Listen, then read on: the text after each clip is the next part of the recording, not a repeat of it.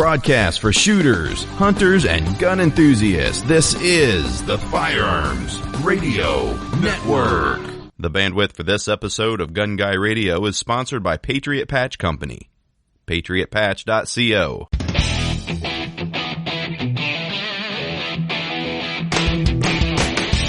Welcome to episode 273 of Gun Guy Radio. I'm your host, Jake, with co-host Zach. We talk about guns, prepping, homesteading, tools, automotive, and more. This episode is brought to you by Patriot Patch Company. Hey, Zach, how's it going? Good. How about you? What's going on? It's going good. Actually, before I forget, I want to mention that the Firearms Radio Network has a promotion here that if you use any of the Firearms Radio Network shows promo codes at Patriot Patch Company, you get a free Firearms Radio Network morale patch with your order. No minimums, no anything. You just have to use that. You know, there's like an FRN 10 code. There's like a WLS 10 code. There's probably a GGR 10 code. I don't remember. I'm sure there is. You have to blow the dust off it first to get it to work. Like an old Nintendo cartridge. Yeah, that's right. If you have trouble finding a code, you can just email me, gunguyradio@gmail.com or jake@patriotpatch.co. Anyways, you can get a free Firearms Radio Network patch any order that you use a code like that. So check it out, patriotpatch.co.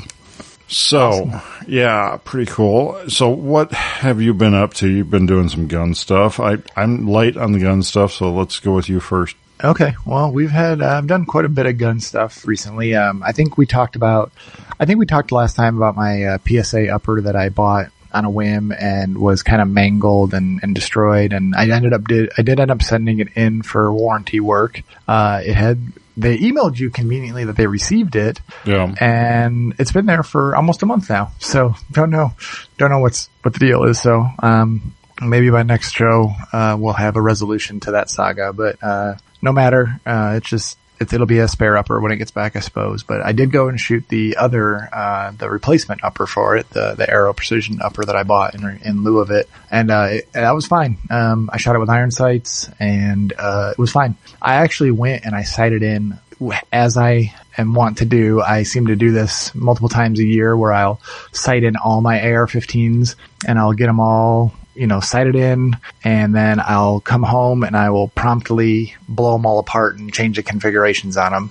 And I kind of do that, I don't know why I do it. I think it's kind of a sickness because I think I have the perfect setup, and then I go out, shoot them all, and then I get home and I'm like, yeah, but what if this was on this gun and this was this gun? And I think I might have been trying to stretch them too thin or make the guns almost too niche. Like I had, a few guns, like I had a nighttime only gun where it was super optimized for nighttime. It was a 11.5-inch SBR, had a big can on it. It had just the Steiner D-ball on it, the IR illuminator and laser on it.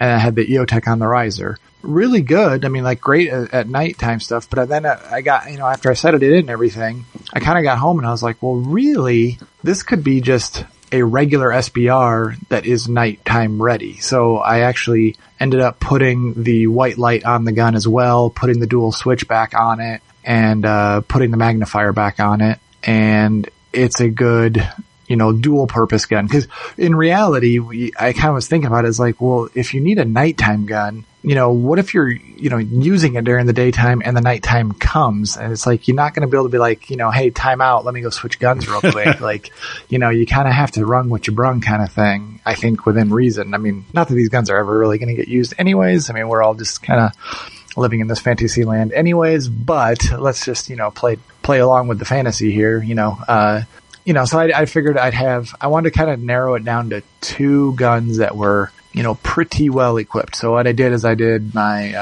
11.5-inch SBR that is all ready to go with nighttime setup with the good illuminator and everything on it, and the EOTech and the magnifier. And it really made me realize that I actually did like an Apple Notes list. I looked at every gun and I wrote down every single thing in that gun, which takes way longer than you would think. I didn't put a dollar amount next to every item or anything. That's the next scary step if you really want to get down to it. But then, I wrote down everything that was on the gun, what was, what I would do different. And so I'm going to probably I think the 5x magnifier on the EOTech is too tight. It's got a too tight of a field of view. So I think I'm going to look for a different magnifier on it. Maybe go to a 3x or something like that. But, and then maybe I really don't like that flip to side magnifier on there. It really hangs off the side of the gun. It's just kind of weird, but, so probably do the Unity flip to center because I've already got the optic on a tall, fast, riser anyways. So it's kind of set up for it, but just kind of stuff like that. And then a 16-inch, kind of general purpose gun. And that gun was pretty well set up already, except for it had no nighttime configuration. And, I had that Chinesium, fake PEC 15 and, it was good. Everything was fine on it. Although when I was doing all these swaparoos, I had it laying in my garage, standing up with the barrel against the toolbox. And I went in the house and I came back and it was all laying down on the concrete. And I came back and a PEC 15, if you've never seen it, is got a plastic body. So half of the Picatinny rail, is plastic. And then there's one metal clamp on the opposite side that you screw against. And the crease on the plastic Picatinny rail cracked all the way down the crease, right down the center of the crease. So I saw a bunch of posts that if you contact Somo Gear, they'll replace it. So I'll probably do that. But, obviously that means you really can't trust that housing. There was a lot of people saying that real PEC 15s would do the same thing and they would crack on that same line too, because real PEC 15 is a plastic housing as well. So I don't know. I've never actually held a real PEC 15 in my hand, so I don't know. I don't understand, critical components, why don't they make them out of an unbreakable polymer? Why do they make them out of a plastic or a polymer that can crack like that? I don't know. And see, I was always kind of worried about it too, knowing it was Chinesium, that I wasn't over torquing the screw or anything. I was always real conscious of doing that. My D-ball has a nice throw lever that, just QD's on. I don't know if they make those for the PEC 15 or not, but that'd be nice too. But, so on that gun, the 16-inch gun, I just went to it's like a pursed, it's another fake optic, but it's just a IR laser, no illuminator on it. But that's the only one I got right now. That's my second class one, but it works. But then again, that's got a hollow sun and a 3x magnifier on it. So it's kind of duplicating the other gun. So I think, I was playing around with the ACOG and everything, and I really do like the ACOG, but it does maybe lend itself towards doing like a 1-6 or something on that gun, or 1-8. So it just makes you think, but I did go sight everything in, makes you think, watch a bunch of videos and see what other people think and everything. But yeah, I did do a bunch of shooting and we will see what happens. I mean, your levels of thought that goes into this is, I don't know if it's autistic or a savant, or you think a lot about this stuff. Yeah, too much. It's way too much. Yeah, it's way too much. And then I envy the people that can just rattle can a gun, and then because once you rattle can it, it locks that stuff in. Yeah. You spray paint all your accessories, and that they kind of. I mean, obviously you could spray over again on the next go around, but that's the one thing is all right, I got this gun good. I'm going to go shoot it, and then I'll rattle can it when I'm all done, and then you get it back home, and you're like, oh, I wish this was on the other side, or this was on the other gun. And then you're like, oh, well, I can't rattle can it now. I got to wait for it, to be the final configuration, which I think I have to just realize they're never in their final configuration. That's kind of the key to the whole thing there. But, I think the biggest thing was I think there's too many of them. I think I need to focus on just a couple and just get those. I do want to make one that's a longer range one, a, quote unquote SPR with a nice scope on it. But once you add a nice barrel, nice upper, and a nice scope, you're really in the money on that one. Then I've got a lot of the other parts, but I just don't have a really good scope on a gun. Yeah. Or for that, sitting around here. A lot of these guns, I haven't had to buy a lot of parts. They're all just kind of swapping around from other guns. So it hasn't been a lot of cash outlay. Maybe you need to lock 2 or 3 down into purpose-built configurations like you always talk about, and then have another, 1, 2, or 3 there. These are the guns I'm constantly evolving, trying different stuff on. They're my, guinea pigs or whatever. Yeah, that's what I probably should do. That's what I'm kind of doing with those, the 16-inch and the 11.5. Just a simple thing. I was running BCM grips and stocks for the longest time and didn't really think about it too much until I watched a the Hoplophile guy. Watched him rank all the Magpul stocks, and he had some really good points. And I was like, I haven't tried a Magpul stock in a very long time. The last time I did were like the MOE stocks, which I never really loved, but he was like, the CTR stock is the best, blah, blah. And I was like, I'll buy one, so I bought one, and I bought one of those rubberized grips, the K2 Plus, rubbery tacked, the rubber overmolded. And it's really nice. Like, I forgot, like, you know what? There is more to, there is, variety here. And then I tried like the B5 grip, which is super vertical, and that's really nice. And it has a really aggressive texture on it, which is kind of cool. And it has a little rubber plug that holds 2 CR123 batteries in the grip without any, trouble or, but fancy accessories or anything. It's just like a little rubber plug that goes up in it, stuff like that. So it was kind of interesting. So I do that, but the real big problem now is just getting more lowers in Washington State now with the new laws. So it's like I'm kind of stuck with what I've got. Yeah. So I'm kind of in a holding pattern at the moment, but that was my weekend a couple weekends ago. I also got sunburned beyond belief, and I am peeling like nobody's business here. Yeah, you look a little red still. Yeah, I had gotten, so Jack Carr, you ever read the Terminalist and the Jack Carr books? No, I just watched the series on Amazon, which was really good, but no, I haven't actually read those books. Yeah, so that was based on the first book. I think he's on like book 6 or whatever. So the new book came out. So I was reading that when it first came out, and I was sitting on my back porch and I had my shirt off, so my front got super burned because I didn't really think about it. So then I was like white back, red front. So then when I was shooting, I was by myself and it was sunny, and I was like, I'll take my shirt off. I'll just kind of even it out here while I'm by myself. Well, I didn't realize how blazing the sun was. I had no sunscreen on, and I didn't quite realize how long I was out there. And I was out there for a few hours. Jeez. And I got home, and I didn't think much of it till that night. Ashley looked, and she goes, "You were like red as a lobster." And when your skin is radiating heat, when you're like should not be at all.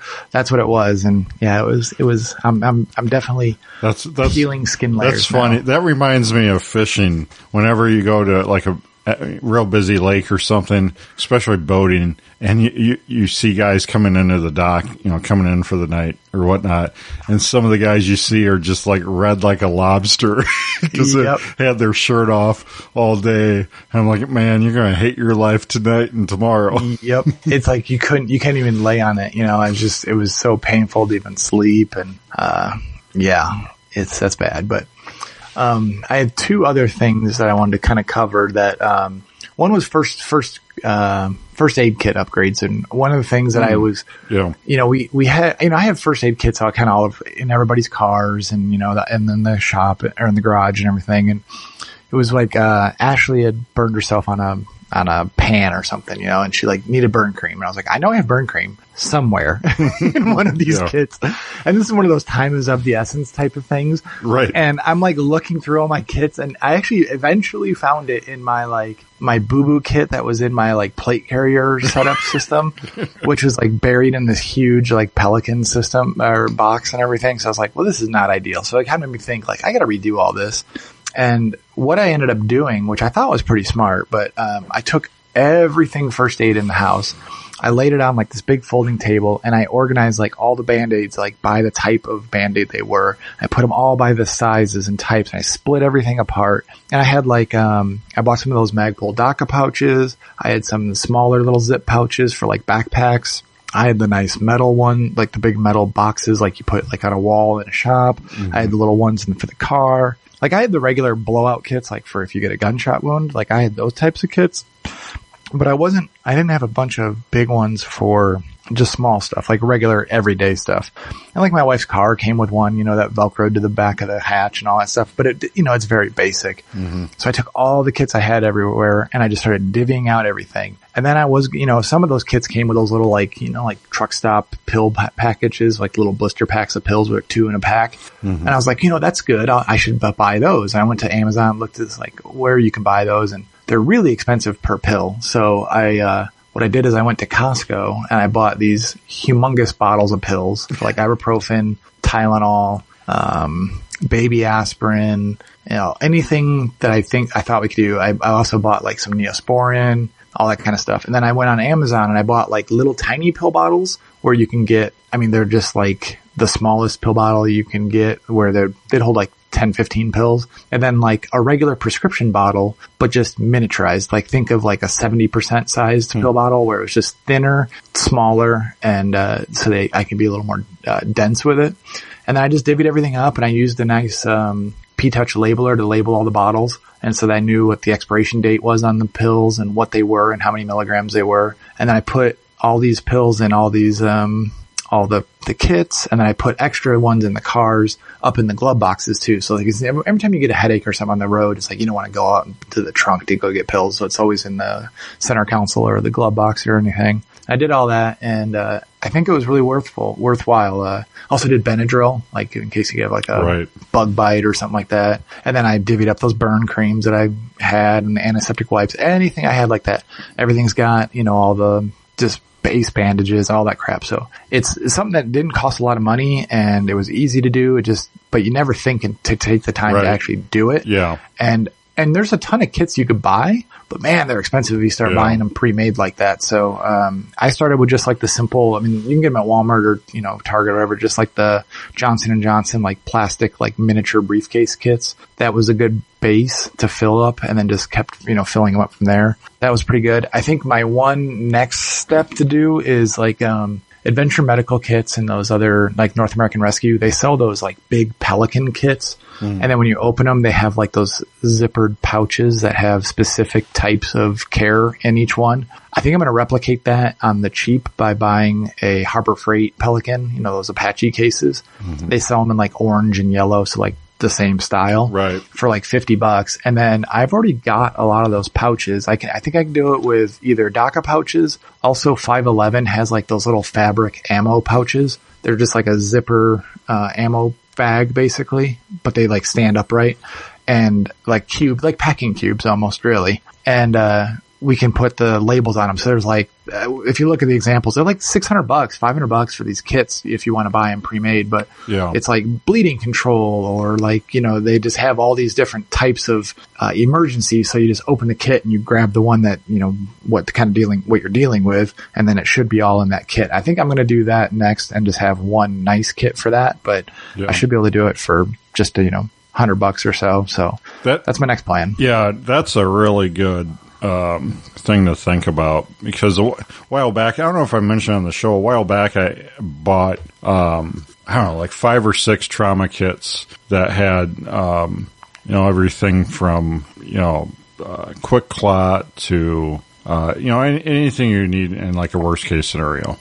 But, not any of the simple stuff in it. It just, like actual, like bad things like happen. Emergencies kits. Yeah. And so now I really need to do what you did and get all the basic kits. Cause, we have, Johnson & Johnson, like all these kits we bought through the years floating around in the vehicles and the shop and the house. And they're just, the kids have been in and out of them. And so I really need to do that same thing you described. And you're right. If you're to buy that stuff, they get really expensive. I mean, really expensive quick. So, well, you're buying convenience. That's the big thing. And the one thing that I want to look at that I haven't, there's a commercial solution here called like JASE Medical Kits, like JASE, where they sell like prescription antibiotics in like these medical kits that you can do, like if it's common, and they have like a little medical book that, give this for that kind of thing. Yeah. Really expensive, but like I'm sure like the people that go to Mexico to get prescriptions, or Canada, when they go up to Canada and get medication, if you knew what you're looking for, you could probably source a lot of that stuff yourself, or by like the, mail order medicine. Just don't go to Mexico for your plastic surgery and stuff. That doesn't work out too good. Yeah, well, you never know. Depends on who you want to look like. But yeah, so I think that'd be the last other frontier to cover on that front, I guess, and just the training to know how to do it. I don't know. Like, some of the WLS guys were talking about some of the, those antibiotic kits you can get and stuff. And, my thing with those is the expiration dates. You've got to be replacing them like every 4 years or something. And like 4 years comes way quicker than you think. And if anyone's ever bought into a bunch of prepping stuff and then they go to use it and they're like, crap, all this is expired. You know what I'm talking about. I wonder though, is expirations on medicines like that, is it lose effectiveness or is it actually go bad? I would assume it starts to lose some effectiveness, but I don't know. Well, for like Tylenol and stuff like that, it loses, it just becomes less potent. But I think for antibiotics and stuff, I think it really quits working. Some of it, I'm not a medical expert here, but I think it's far worse, the long-term storage effects on that stuff rather, compared to like a Tylenol. Yeah, that's good to know then. Yeah. I mean, without any of the proper training, you kind of almost worse off having it, not knowing how to do it either. Well, that's true too. And I don't have the training I should have either, but my thought too is that if, even if the situation doesn't involve me, if I'm there and I have a kit and there's possibly a paramedic around that doesn't have his bag, then it could come in handy, or a nurse or, some kind of professional that at least knows how to use the stuff. At least someone has it, Yeah. I'm in a scene of an accident. I'm like, hey nurse, here's my Harbor Freight kit with some Mexican antibiotics. Yeah, that syringe is probably sterile. Don't worry about it. I got a bone saw here. You need that? Yeah. I always want to see how this thing works.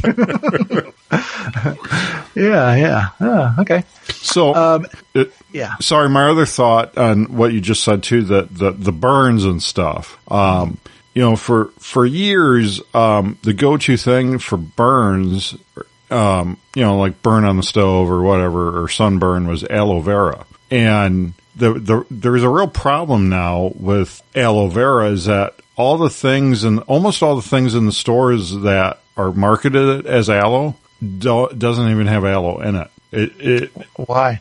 I don't know why. There's one brand, and if I think, I'll link in the show notes, or you can email me if you really want me to look it up. But there's one brand I found that I think Walgreens and like Target and like some different stores carry it. Walmart doesn't. But it's actual aloe. It's like 100% actual aloe from the aloe vera plant. But so many of these burn relief gels that say aloe on them, like every single one at Walmart does not have aloe in it. And it doesn't work as well. It does not. I had a bad burn or sunburn, I forget, a few years ago. I'm like, why isn't this stuff working? Like the real aloe. And like growing up, my mom had a plant in the living room. So she'd just break off a stem, of it and rub the goo on your burn and stuff. and so I was used to that growing up, and like it really is instant relief, and it heals so much faster. I wonder if it's a cost saving measure. Oh, I'm sure. I wonder if real aloe is real expensive. I'm sure it's probably a cost saving thing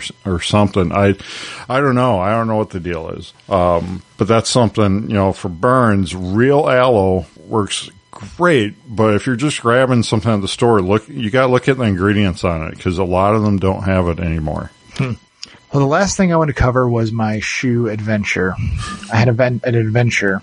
I had been wearing Victos shoes for the last 3 or 4 years, and I kind of decided, I need some actual good shoes, like good purpose-built shoes. Not that the Victo shoes were anything wrong with them. I felt like I was sliding in them after a while. They're kind of like Vans shoes, they're kind of like that style, And, so I went to all these places, all these regular shoe stores and Kohl's and all these regular mall style stores. I hate Kohl's so much. Oh my God. I even went, I was never going to buy them, but I was going to go to a Dick's Sporting Goods to look at shoes just because they had them on the shelf, right? Tell me.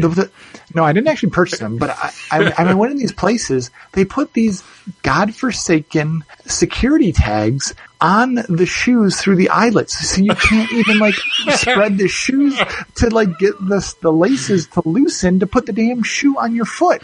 I'm like, what are you guys thinking? What is the purpose here? So I was so freaking frustrated with the shoe buying experience that I was about to get ready to give up. And my wife wanted to go look at a pair of shoes, and they carried them at REI. And I was never real big on REI. It always seemed kind of, hippy dippy to me. Yeah. But we went to REI. There's one here in Spokane. And, so she's looking at this pair of shoes, and the guy was we went there on a Friday night, so it wasn't super busy. The guy was shoe salesman of the year, super knowledgeable about shoes. He said he worked for REI for like 15 plus years. And I don't know if he was only selling shoes at this time or what, but like he knew his stuff. So I was like, all right, well, let me look over here at these boots. And I wanted a pair of hiking boots. This is, late spring when I was looking at this. And, I tried on and I was asking his opinions. I really didn't know anything. And man, I ended up like the service there was unfreaking believable. This guy knew everything you needed to know. Like they have like a little fake mountain there, like that you walk up because I mean, it sounds so stupid, but like with hiking boots specifically, you don't get the feel on flat ground because you need to go on the incline and then more importantly on the decline to make sure your feet aren't sliding down and jamming your toes into the end of the shoe and just getting all crammed up in the bottom there. I had been buying in a pair of shoes and 11.5s for as long as I can remember. Come to find out that I'm really like a 10.5 in these brands. Jeez. And that's like the right size to be properly fit. Really? And like they actually had the old school, like measure your feet on these little, remember that like as a kid, Yeah. and, they did that. And I walked out of there with a pair of Danners and a pair of Keens and, it was an expensive trip. And, but like the Danners, they look really cool and they're Gore-Tex, waterproof, super comfortable. Man, these things were the most comfortable freaking shoes I had in a while, in like a long time. I was like, these are amazing. And they're like, not like work boots where they're super high, but but they're not like, shoes. They're like, calf height, whatever. Like high mids or something. Yeah. There's a link in the show notes if anybody wants to see them, but they're the Mountain 600 Leaf Gore-Tex hiking boot. So I don't know what they actually consider that height. Footwear height, ankle, apparently. Okay. So super, super comfortable. Man, they just, the way that you can just spread them open and the laces just like pop open. They present an opening for your foot to slip right in. Awesome. The Keens I wore for like a week and they were really comfortable in the store, but they just rubbed my ankle bad. Like they just had a weird pressure point on my ankle, which was really unfortunate. But the cool thing about REI is when you're a member, you have a year to take them back. No questions asked. So if you wear them, don't matter. So I took those back. No questions asked. They take them back. And then I kept seeing, these advertisements for like, I started looking at hiking stuff because I wanted to, do a little more hiking and stuff like that. And everybody kept talking about, wool socks, merino wool socks, darn tough socks. And I was like, well, let me see them. I mean, I tried a pair of these darn tough socks. They are unreal. Unreal. I mean, I cannot stress to you how unreal they are. Sounds like they're unreal. They are unreal. You can literally wear them. I did this as an experiment. You can wear them for like a week without washing them and they do not stink. They will not stink. You could not tell if I would take the sock off and hand it and shove it in your face like chloroform. You would never know the difference if it was a brand new out of the wash pair or worn on my stinky feet for a week. It's unreal. They're super comfortable. That's a whole other side, but that's a whole different thing. But I thought that was just crazy. I always think of wool because I had a merino wool shirt that I bought at Costco like for once, thinking like, oh, merino wool is supposed to be all this natural thing. And it was a little itchy and everything. I'm like, well, I wouldn't want that on my feet, like just trapped between a shoe and everything. But the socks, they put extra stuff in there to make it stretchable and everything. So it doesn't feel like a merino wool shirt at all. So this thought that was kind of interesting, but that also brought me on the side of like, I also went to a runner's place where they like scan your feet and you step on this little pad and then they walk you, they computer scan your gait and everything. The shoes. I ended up buying the same pair of shoes that my wife bought at REI, but it was a process to get there and everything. Kind of interesting. So I bought a pair of, On Cloud shoes and that was a whole different thing. But so I bought a pair of those and so I had a summer pair of shoes and a pair of hiking boots. And then I went back to REI and bought a pair of Danner hiking shoes because those hiking boots with shorts look kind of dorky. So I figured I better get like a regular pair of shoes, too. And, that was pretty cool. The Danner shoes, they're not Gore-Tex or anything. They're more like summer weight style, but, pretty comfortable, very similar to the Danner boots. But the experience at REI was, I'm actually pretty darn impressed. I'm sure it's not as good as what like the good old days of REI where they've said it was like a true co-op. And, I'm looking at the REI Reddit, or subreddit, and they're all like, oh, it's not like it used to be. It's more corporate now and everything. I was like, well, I don't have any frame of reference, so whatever. But the only other thing that was where I everybody talks about like Arc'teryx. I think it's how you pronounce it, Arc'teryx clothing and everything. It's like, why is it so expensive? Like $400 jackets and everything. Well, they do have them at REI, and it's unreal. Like if you would hold, I don't think I've tried any of the $400 jackets, but they had like a $180 hoodie, like a hooded sweatshirt zip up, and it feels like nothing. Like it's so unbelievably light and thin. It just doesn't feel like anything. So I guess that's what you're paying for, is just how much it can pack down into small spaces and be light and thin, I guess. Huh. But it is pretty crazy. I didn't buy one or anything, but it was kind of cool. And the only last thing I bought there, with their process was, a rain jacket. I needed a rain jacket, and I had one, but it was pre-weight loss surgery. I'd bought a REI Rainier jacket when we went to Alaska a couple years ago, and it was just way too big now. So they were doing this sale like in late May. So I was going back. I bought that same jacket, just the right size. And then I was like thinking, oh man, do I want to upgrade? I might as well upgrade. And I'm like, is this what I want? And I went back and I just tried on. I sat in REI and I just tried on like everything. And I ended up going with a Patagonia, and I actually got to use it for the first time yesterday as we're recording in the rain. Amazing. You do get what you pay for on that, and it is an amazing rain jacket. It's super light for the amount that you're for the size of it. So yeah, REI experience. I took back the other jacket. No big deal. I'm pretty impressed. Pretty happy with their customer service so far. Cool. So, should we get into my boating woes? I became a boat owner. Is this bust out another 1,000 boat woe? Well, like $600. Yeah, for a boat. That's what it stands for. BOAT. Bust out another thou. Yeah. So I bought this on Marketplace. It's an 80s Lund boat. $600. Came without a motor or anything. And some younger guy was, restoring it with his grandpa, and then ran out of passion for the project. And I think he had bought it without the motor on it either. And I don't know, it was one of those things, had a little bit of extra cash at the time and was on Marketplace too long, and pulled the trigger on it. And, the kids have been, wanting to go fishing more and stuff too. So, I justify it all. It's for the children. Why won't you think of the children? I know, it's for the children. And so then I'm looking around for motors, and like this boat is rated for up to a 95 horsepower motor. It's like a 16, 18 foot long boat, the old school Lund style boat. I'm looking around and like people are asking all kinds of crazy prices for boat motors, and it ranges anywhere from it's been sitting in the weeds to it's been sitting in the garage to, it ran and drove. There's a lot of unknowns. So then I start looking at other cheap boats that already have a motor on them. That's how you get a boat collection. And so, well, I'm looking at these auctions now. I'm like, these boats are going for like $100. Like, how can you not buy one?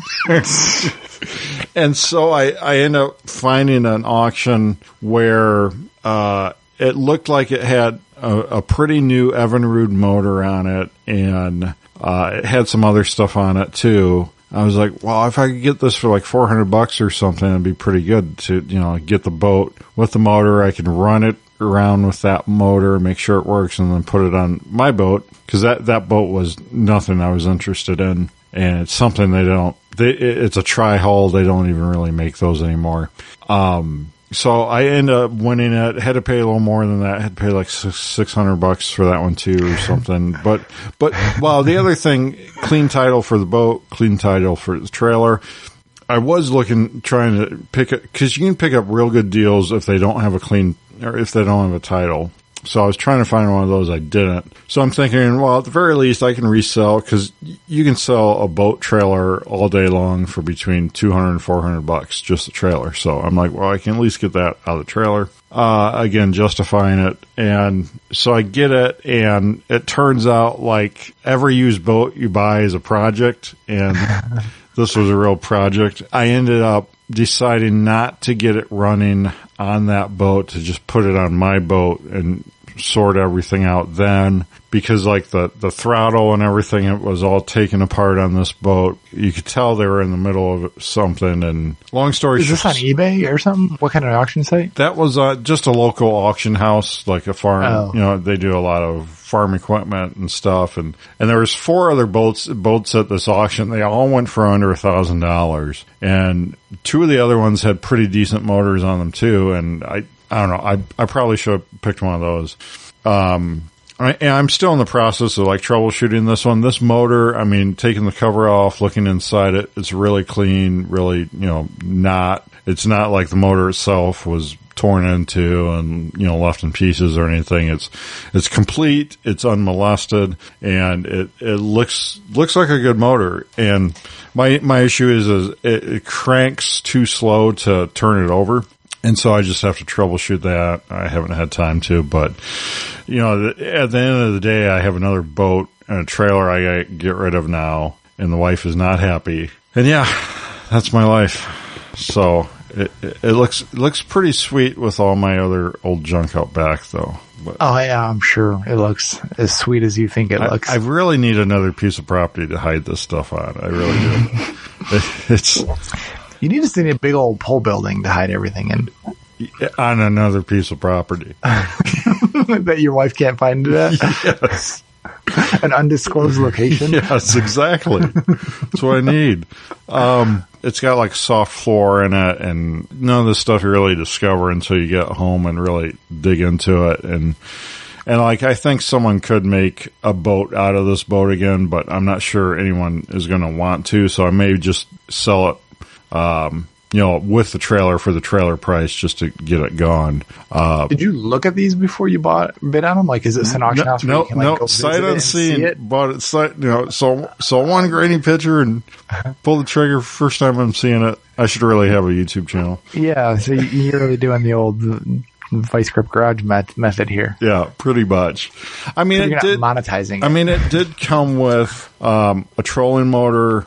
A pretty new trolling motor on the front, a 24 volt, which at first I thought, well, I don't know that, I'm going to use that. But then it came with this pretty high-tech Garmin that is a GPS, finder that does side finding too. It's a current model. They still sell this model too. But, full color screen, and I don't know. I've been out of the fishing world for a long time. Back when my dad had a boat and stuff, like all the fish finders back then were black and white and real grainy. Mm-hmm. But like this has pretty good resolution and everything.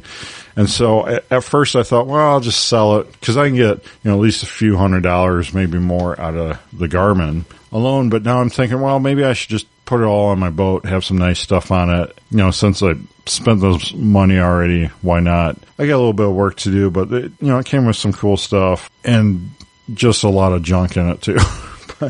So I overthink gun stuff and you underthink boat stuff. Yeah.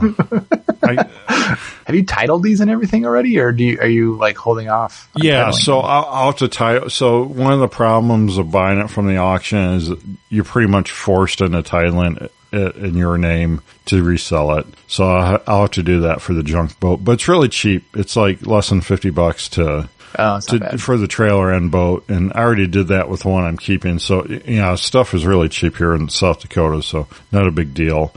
One of the times I took it out, I also threw all the kayaks. I got 2 big kayaks and 2 real tiny kid kayaks. I threw them all in the truck, took the boat, all the kids, and so I'm out in the boat trying to work on the motor, and the kids are having fun with the kayaks. But they had a really good time, and it also kind of comes down to, now I'm thinking, well, should I just get more kayaks and we just do kayaks and forget the boat? I mean,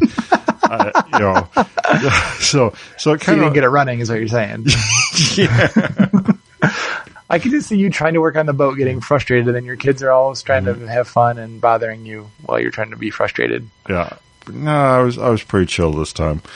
Well, it sounds like now you need to be hunting Facebook for an above ground pool that you can get for free. Well, I set up just as a boat test stand. Actually, one of the local boat dealers was selling those a boat test. I'm like, should I? No, I'd really get strung up for that if I brought that home. Today, though, I did pick up 2 more kayaks. So there's that. So now we have 6, I think. But I got 2 kayaks for $100. You really can't beat that. And one is a flat one, and the other one is a bigger sit-in one. But they're both well taken care of, and I couldn't pass that deal up. So, well, I think what you could do with the boat that you don't want and the trailer you don't want, I think what you need to do is take the car that you don't want, hook it up to the boat you don't want, and enter in one of those races that you do, the figure 8, where you pull the trailer and the boat races. I thought you were going to insurance claim route on that. Well, you do you, but I think you could do like the spectator, the drag racing or the racing. A boat trailer, yeah, that could be cool. This would be good for that. This junk boat would be great for a trailer race. Yeah, absolutely. I'll have to find one of those now. I don't know. I mean, the kids, if we're just out messing around and stuff, for a little bit on the lake, I think they really do enjoy the kayaks better. So we'll see what we decide long term. I mean, the other thing with the bigger boat and the big motor is that I can pull them on the bigger lake here. We can go down there.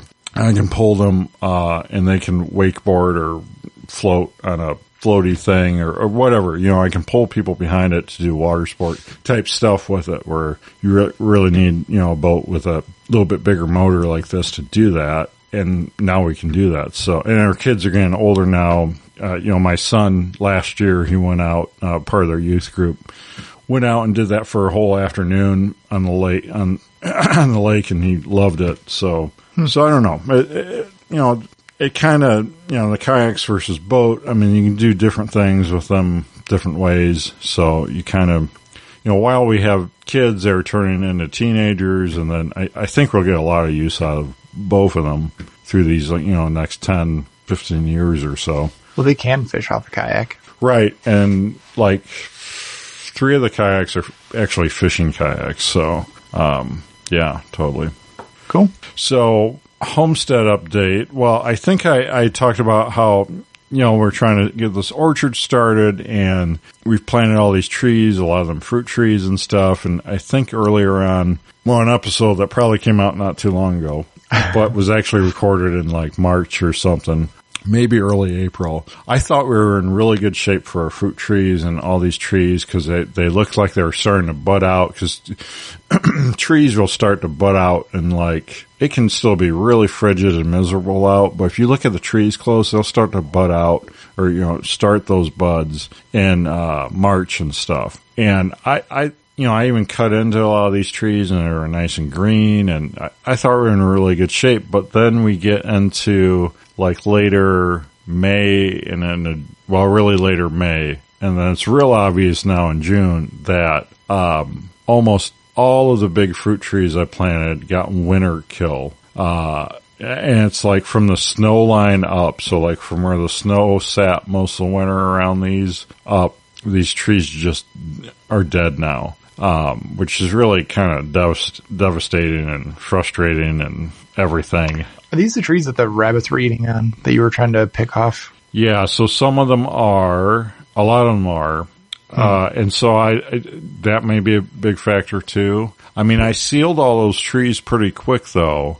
But the other thing we have going against us is that we're in the 3rd year of a drought now. Even though I thought this winter was a lot less, we had a lot more moisture this last winter than the winter before, but apparently it didn't happen. They're still stressed by the drought. And really last summer and fall was really bad for the drought and everything. So I the more I learn about these trees and stuff, the more I see that, the weather throughout the year really impacts what, they're going to turn out like the next spring and if they're going to survive. And so, like 7 or 8 of the trees I was able to return for like half store credit, but like really there's a lot more that I'm just out of luck on. And you're not artificially watering these trees, right? You just we do. We oh, you do? Yeah. They still dying? Oh yeah. Dang. Yeah. We watered all the time. Yeah, all the time. And yeah, that's what I mean. It's really frustrating.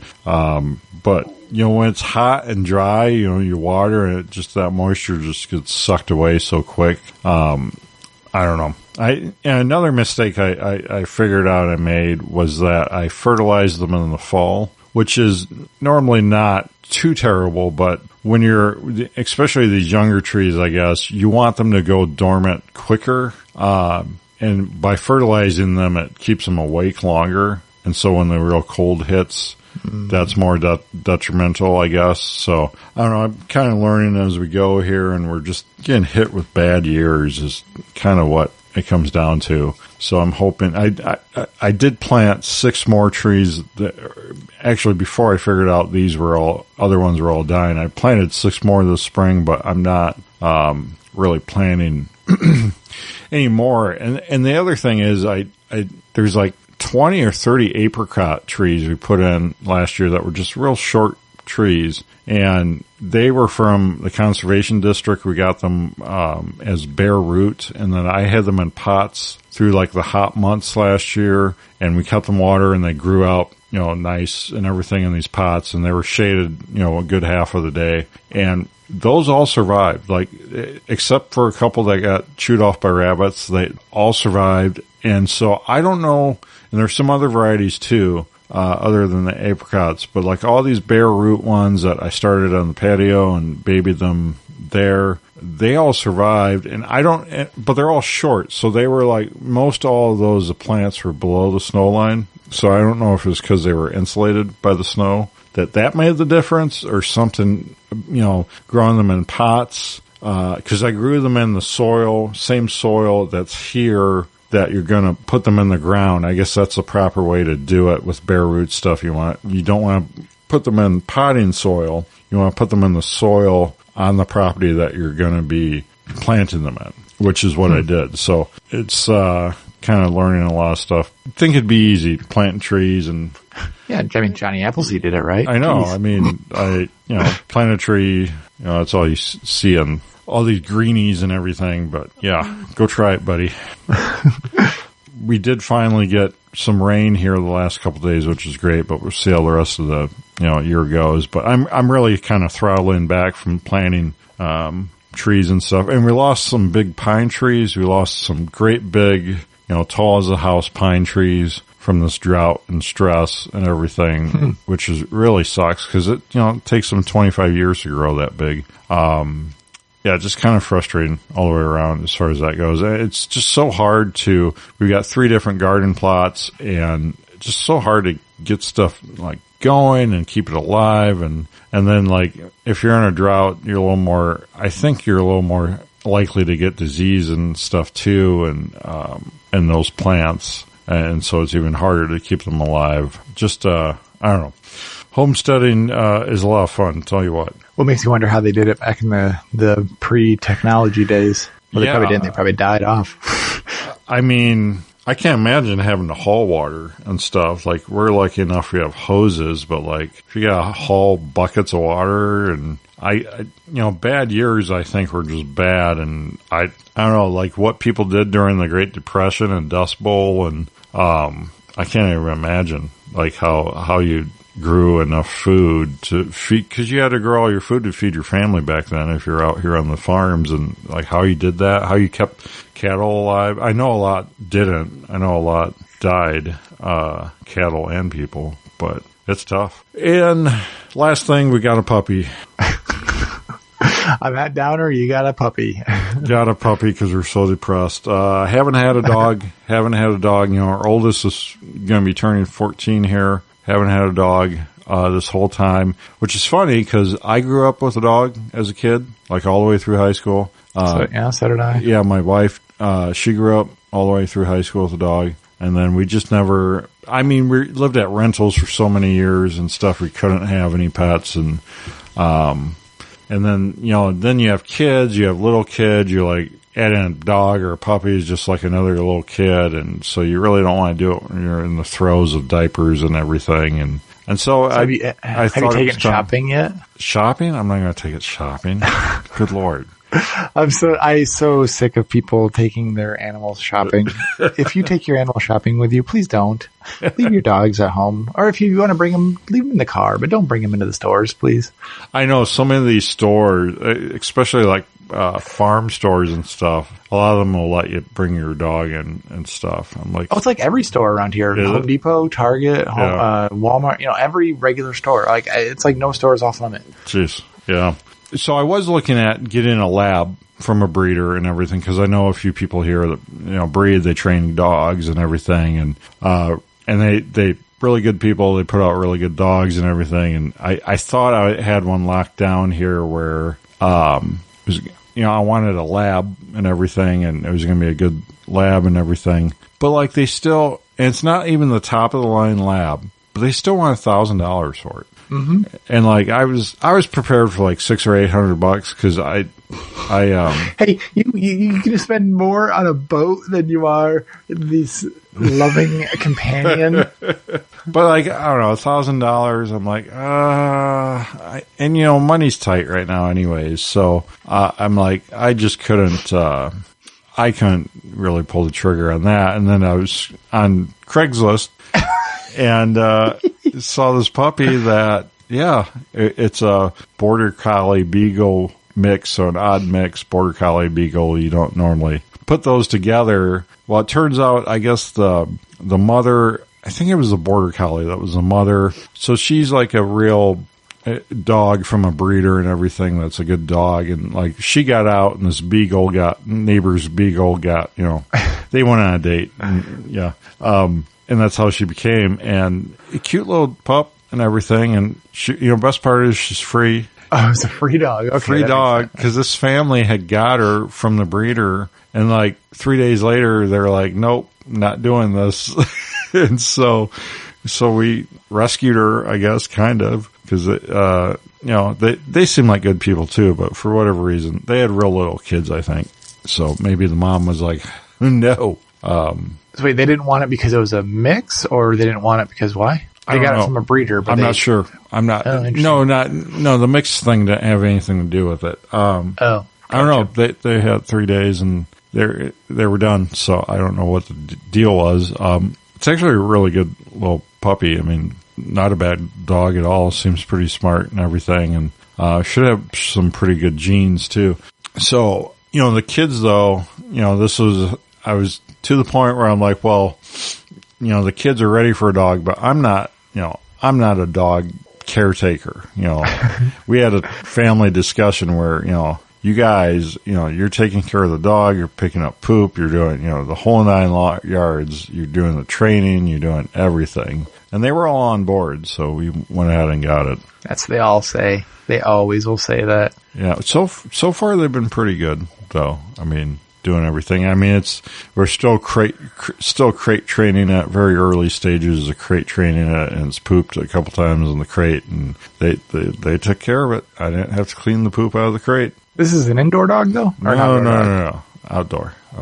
So where's the crate at then? In my shop. Well, okay. So shop dog. Yeah, it'll be a shop farm dog, but it'll have to be in at night, and maybe we'll build like an enclosure or something for it at some point where it can have its own run and own doghouse thingy. Or we actually have a little doghouse that the previous owner left here, so it can use it for now. But we get coyotes coming right up and everything at night, so it can't be out at night, and it's not going to be in the house. So and we're going to have to crate train it whenever we go someplace we're not taking it with and stuff. So, and if we go away and it has to stay someplace in a crate, it's going to need crate train anyways. So it sounds like what I'm hearing is we just need to put like an internet filter on your internet router to block Craigslist and Facebook Marketplace. Yeah, it's not the normal stuff. It's the wife has to ban Craigslist and Marketplace because I am on there every day. Can't help it. Anyways, you can help me with my boat problem by going to patriotpatch.co and subscribing to the Patch of the Month Club. No, just joking. Yeah, you could sponsor a boat by buying a patch. You can one boat for the price of a cup of coffee. Now check it out, Patch of the Month Club have awesome morale patches that we release only to the Patch of the Month Club subscribers. You get a unique artwork card sticker as well once a month. It comes automatic to your mailbox, Patch of the Month at patriotpatch.co. Also awesome gun cleaning mats, counter mats, mouse pads, whatever you want to use them for. Can't buy them on Amazon anymore. Amazon has banned all AR-15 and AK gun cleaning mats because they are, get this, they are assault rifle accessories. Really? Yeah, all of the mats got banned, even the big companies, not just us. They just hatcheted them all off of Amazon. But you can, like, if it's like a 1911 or like something safe like that, it's okay. It's only if it's an assault rifle mat. But you can get them at patriotpatch.co. You can buy them on eBay from us. You can buy them on Etsy from us. You can get anywhere but Amazon. Check them out. We have awesome gun cleaning mats. patriotpatch.co. Also, if you need artwork design, website design, go check out Ryan Cross at Hunter of Design. He does awesome everything related to artwork. He can set you up with anything from a business card to a full-blown website. Ryan Cross at hunterofdesign.com. Don't forget to check out all the other awesome shows here on the Firearms Radio Network, and you can shoot us an email at gunguyradio@gmail.com. Well, that's a wrap. Thank you, Zach. Thank you. We'll see you next time.